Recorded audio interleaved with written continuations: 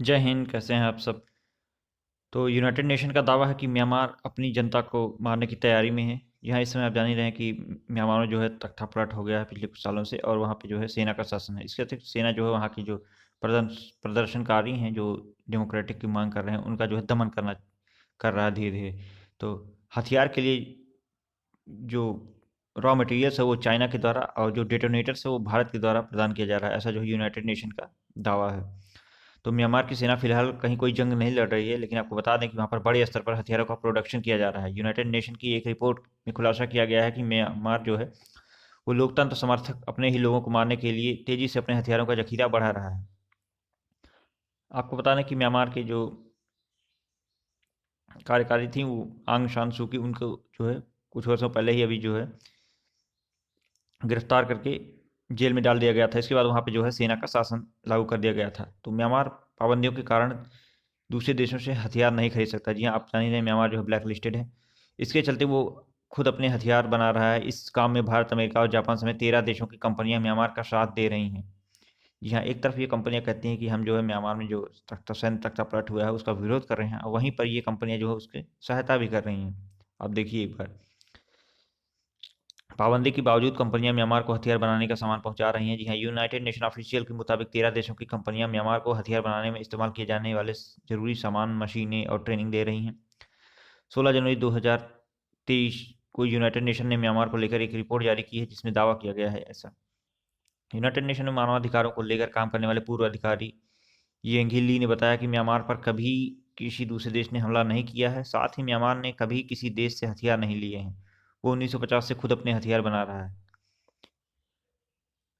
तो म्यांमार की नेता आंग सान सू की तख्तापलट के बाद से ही जेल में कैद है, जैसा कि मैंने आपको बताया, और कोर्ट ने उन्हें सेना के खिलाफ असंतोष भड़काने का दोषी माना था। जी हाँ, वो जो है सेना के खिलाफ लोगों को भड़का रही थी, ऐसा जो है कोर्ट ने उन्हें दोषी माना, और उन्हें जो है गिरफ्तार करके जेल में कैद कर दिया गया। लेकिन आपको बता दें कि जो म्यांमार है, मतलब जो आंग सान सू की हैं, ये जो है नोबेल पुरस्कार विजेता भी हैं। तो बीबीसी की रिपोर्ट के मुताबिक म्यांमार में साल 2021 में हुए तख्तापलट के बाद से सेना 2600 लोगों को मार चुकी है। हालांकि ये सिर्फ ऑफिशियल डेटा है, असली मौतें इससे 10 गुना अधिक भी हो सकती हैं। म्यांमार लगातार विरोधियों को फांसी की सजा भी दे रहा है। म्यांमार के मीडिया पोर्टल द इरावाडी के मुताबिक यहाँ 40 वर्ष तक जो है कोई भी सजा नहीं दी गई थी पिछले 40 वर्षों में। लेकिन सरकार ने एक्टिविस्ट को Jimmy national league for democracy के लॉ मेकर को कोफ्यो जियाथॉ समेत 2 और लोगों को फांसी पर लटकाया था। एक अनुमान के मुताबिक म्यांमार की सेना ने एक साल में लगभग 100 लोगों को मौत की सजा दी है। या आप देखिए, ये वो स्टूडेंट्स हैं जिन्हें जो है म्यांमार की सरकार ने जो अभी रिसेंटली फांसी दी है, जिसके बाद काफ़ी ज़्यादा विरोध प्रदर्शन वहाँ पे हुआ था। तो इसके अतिरिक्त आपको बता दें कि जो इसके म्यांमार के जो हथियार होते हैं वो रिपेयर एंड मेंटेनेंस के लिए जो है वो ताइवान भेजे जाते हैं। बीबीसी की रिपोर्ट के मुताबिक लीक हुए मिलिट्री डॉक्यूमेंट और पुराने सैनिकों के इंटरव्यू में ये सारी बातें सामने आई हैं। यूनाइटेड नेशन की रिपोर्ट के मुताबिक हथियार बनाने के लिए ऑस्ट्रिया की कंपनी जीएफएम स्टेयर से म्यांमार को सबसे ज़्यादा मदद मिलती है। जी हाँ, वहीं जब हथियारों को मेंटेनेंस की ज़रूरत पड़ती है तो उन्हें ताइवान भेजा जाता है, जहां ऑस्ट्रियन कंपनी उन्हें ठीक करती है। इन आरोपों पर जब बीबीसी ने कंपनी से बात करनी चाहिए तो अधिकारियों ने कुछ भी कहने से मना कर दिया है। कौन से देश कंपनी कौन सी पार्ट भेजती है? आपको बता दें, चाइना सिंगापुर से ज़्यादा म्यांमार की सेना ज़्यादातर रॉ मटेरियल्स खरीदती है। इनमें कॉपर और आयरन शामिल है। रूस और भारत की कंपनियों से म्यांमार को फ्यूज और इलेक्ट्रॉनिक डेटोनेटर मिलते हैं।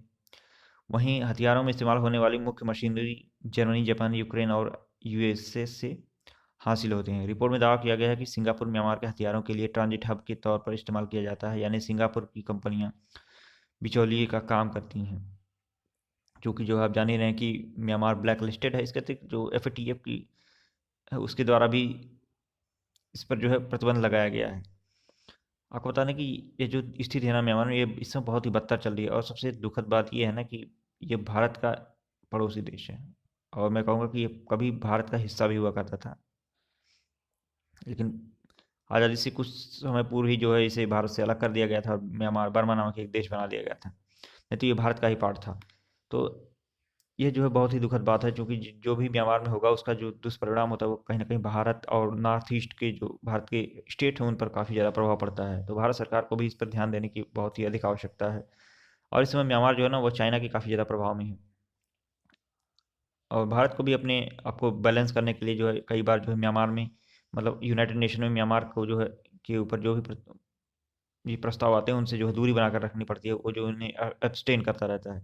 लेकिन भारत सरकार को कहीं ना कहीं इस पर जो है एक बार पुनः विचार करने की आवश्यकता है, क्योंकि म्यांमार में जो कुछ भी होगा उसका डायरेक्टली प्रभाव नॉर्थ ईस्ट के स्टेट्स में भी पड़ेगा। अभी हाल ही में म्यांमार ने जो है बॉर्डर से सटे कुछ इलाकों में जो है स्ट्राइक की थी विमानों के द्वारा, तो कहीं ना कहीं इसका प्रभाव जो वो भारत पर पड़ता है। लेकिन म्यांमार में जो ये सैन्य तख्तापलट हुआ है, इसका जो है बहुत ही दुष्परिणाम जो है वहाँ की पब्लिक पर पड़ रहा है, और म्यांमार की सरकार जो है उनका दमन करने का प्रयत्न भी कर रही है। कितने सारे निर्दोष लोगों को जो है वो मृत्युदंड दे दिया जा रहा है सिर्फ प्रदर्शन के नाम पर। और बहुत सारी जो डेमोक्रेटिक कंट्रीज है ना, वो इसका साथ दे रही हैं इस मामले में, जो है वो ये नहीं देख रही हैं कि यहाँ पे कितना अत्याचार हो रहा है। फिर भी देखते हैं अब क्या इस पर प्रतिक्रिया आती है अन्य देशों की।